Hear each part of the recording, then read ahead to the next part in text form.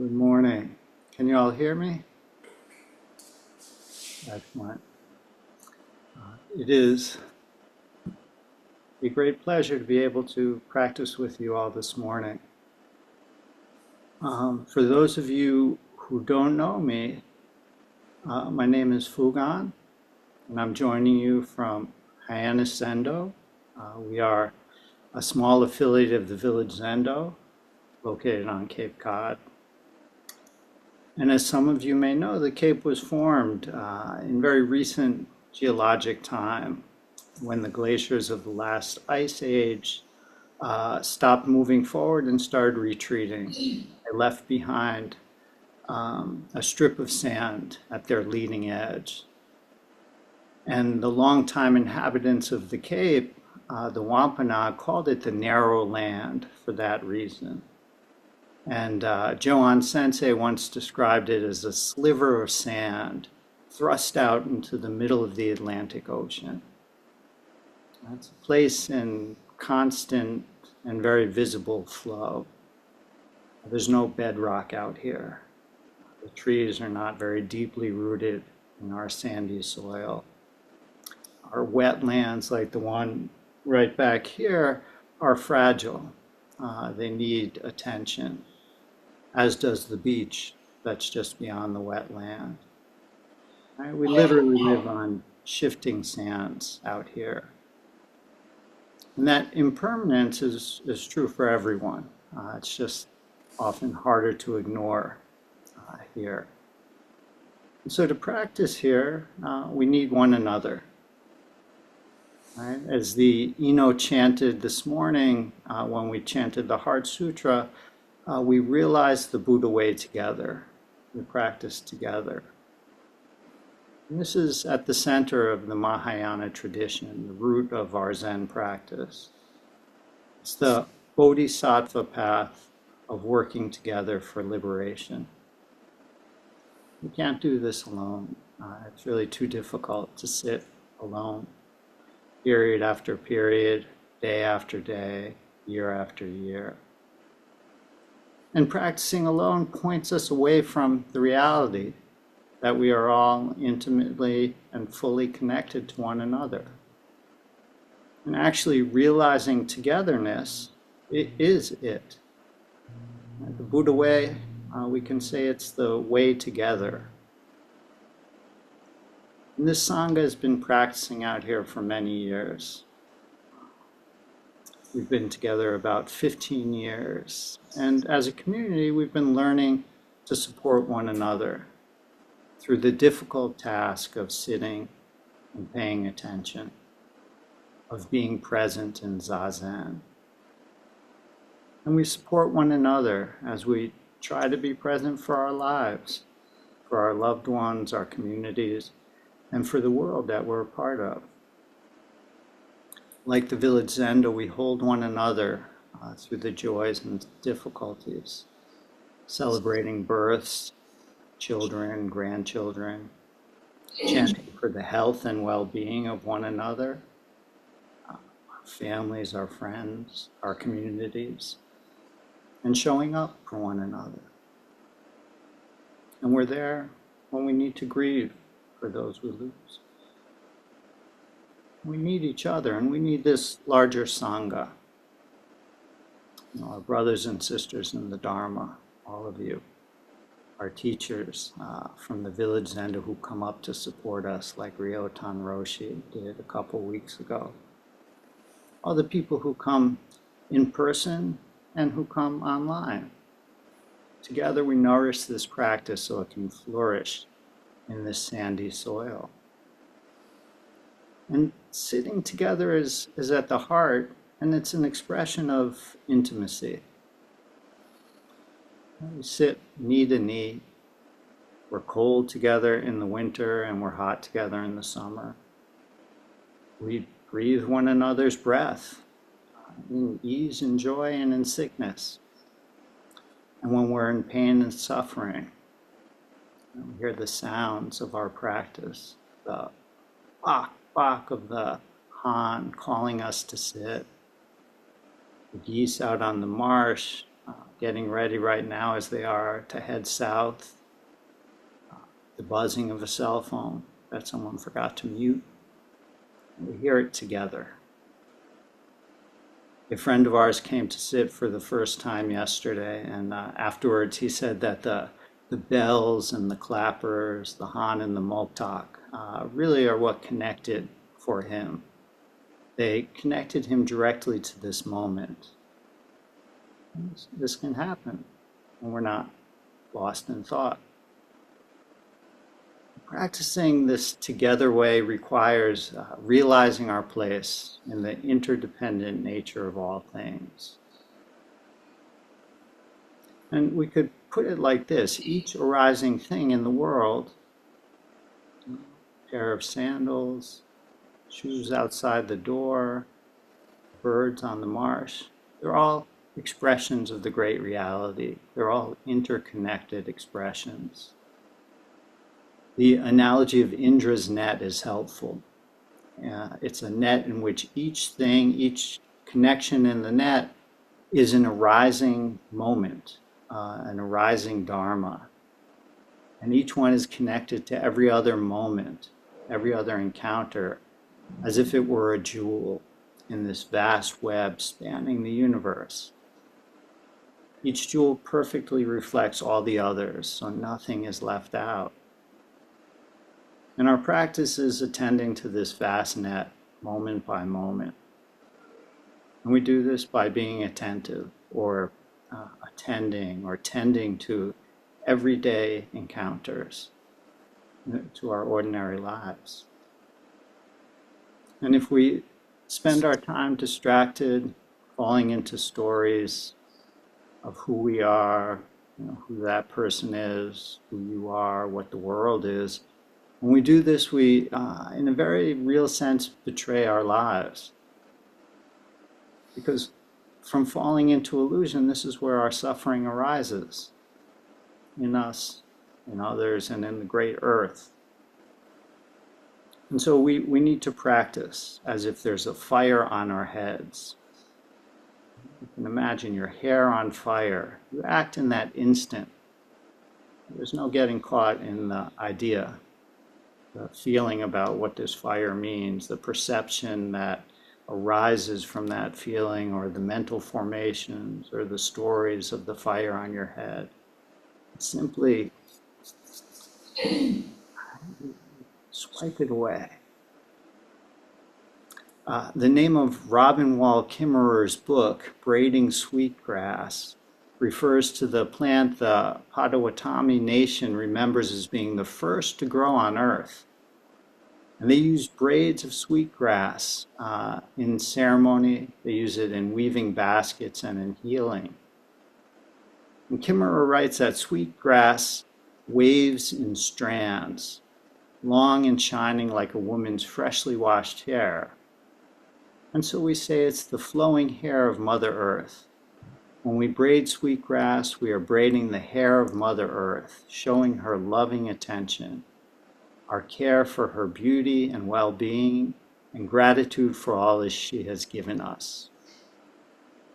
Kimmerer says, children hearing these stories of Mother Earth know from birth, they know in their bones the responsibility that flows between humans and Earth. And this knowing means attending to the Earth, to all the things that flow and flower in relation to the Earth, really, which is all things, all creatures. And there's a koan that speaks to this. Guishans do not betray others. One day after sitting, Guishan pointed at his straw sandals and said to Yangshan, all hours of the day we receive people's support. Don't betray them. Yangshan said, long ago in Sudatta's garden, the Buddha expounded just this. Guishan said, that's not enough, say more. Yangshan said, when it's cold, to wear socks for others is not prohibited. So Guishan Liangyu was born in the late 8th century and lived until the mid-9th century. He was a Dharma successor of Baizang, and he appears in many of our koans, often with his student and successor Yangshan. And in this koan, Guishan points to his straw sandals and says, all hours of the day, we receive people's support. Don't betray them. And what is this other than recognizing that intimacy of togetherness, which is always here? Thich Nhat Hanh calls this the reality of interbeing, which he describes in a poem called Interrelationship. You are me and I am you. Isn't it obvious that we inter-are? You cultivate the flower in yourself so that I will be beautiful. I transform the garbage in myself so that you will not have to suffer. I support you, you support me. I am in this world to offer you peace. You are in this world to bring me joy. Isn't it obvious that we inter-are? This possibility for peace and joy that Thich Nhat Hanh is talking about is always here, but often we bury it in our inattention to the connections of the world. In another version of this koan, Guishan points at his sandals and says, those sandals carry the heavy weight of others throughout the day. They cannot refuse it. He's pointing out this net, Indra's net. We carry the weight of others, and others carry our weight. We really inter-are. Out here, the immigrant roofers and builders whose work keeps people safe from the storms that blow in this time of year. The healthcare workers who take care of so many of the elderly out here, our neighbor, the person we pass on the street. When we refuse to carry the weight, we deny the reality of this world and we increase suffering. It's recognizing all things in the net as manifestations of the Dharma. A straw sandal, a blade of sweet grass, the worker over at the Home Depot. Dogen teaches us that to engage with this is practicing with the 16-foot golden body of the Buddha and practicing with a blade of grass. Practicing with the 16-foot golden body of the Buddha and practicing with a blade of grass. So in the koan, Guishan's student Yangshan replies to his statement on the sandals. He says, long ago, in Sudatta's garden, the Buddha expounded just this. Right? The Buddha taught attentiveness in his everyday actions, being mindful when walking, standing, sitting, lying down. He preached this in all his Dharma expressions in the 84,000 sutras of the Buddhist canon. And in our Zen lineage, he transmitted this intimately, with a flower and with a smile. In the flower sermon, the Buddha simply held up a flower. But the thousands of monks who were attending it were lost. They wondered, what's going on? What's he doing? What's that flower mean? Only Mahakashapa smiled. The smile is an expression of intimacy. Namu, being one with Shakyamuni Buddha. Namu, the flower. Namu, being one with your life. Guishan wasn't really satisfied with this answer. He pushes Yangshan for more than just a reference to Buddha, for words and ideas of Buddhism. Guishan says, that's not enough, say more. He's shaking Yangshan. What is it? He's shaking us. What is it for you right now? What is it? When it's cold, putting on socks for others is not prohibited. How beautiful is Yangshan's reply. Putting on socks is noticing cold feet. Your cold feet is hers, mine, and responding. Putting on socks for others is a story about love or care. It's not a symbol of devotion. It's simply attending or attention to togetherness, what arises when we're present, which is really at its heart an expression of love and care. It's intimate because the cold feet are part of this interconnected net. You feel your cold feet and you understand intimately mine. In his commentary on the koan, Daido Roshi writes, "We should understand that to wear socks for others is a very personal matter. It is the seamless Dharma activity that is the 10,000 hands and eyes of great compassion itself."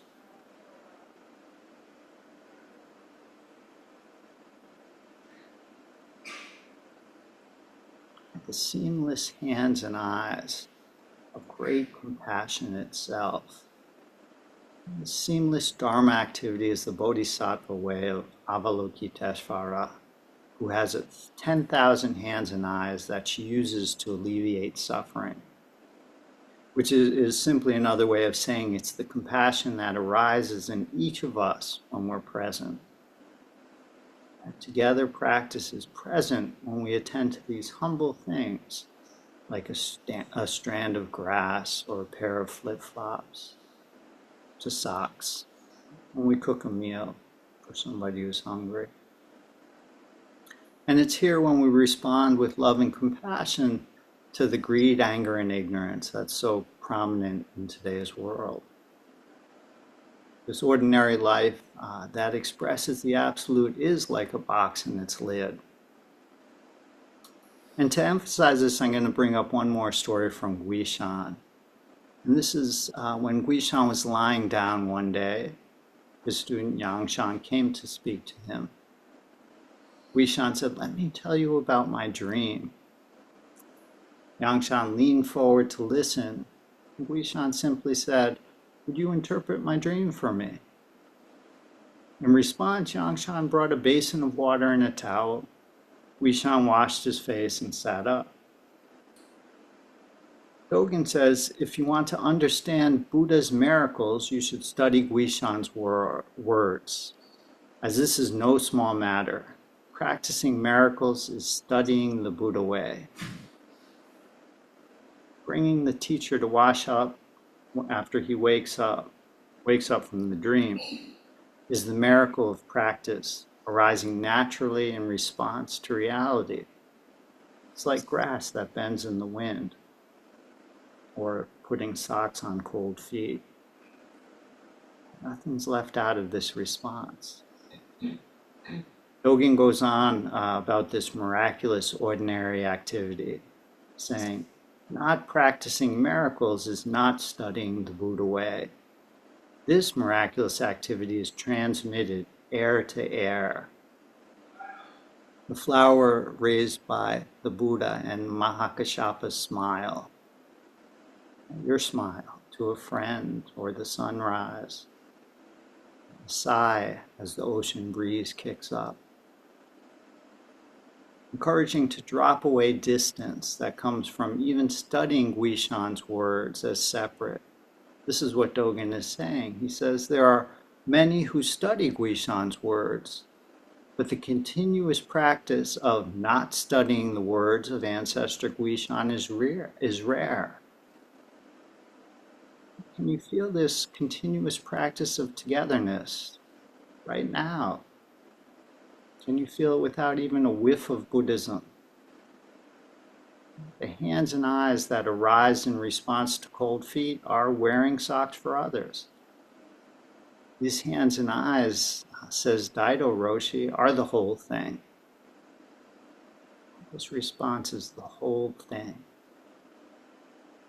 So let's practice together, diligently and eagerly, as though it's extinguishing a fire on our heads. Practice as if the whole world depends on it.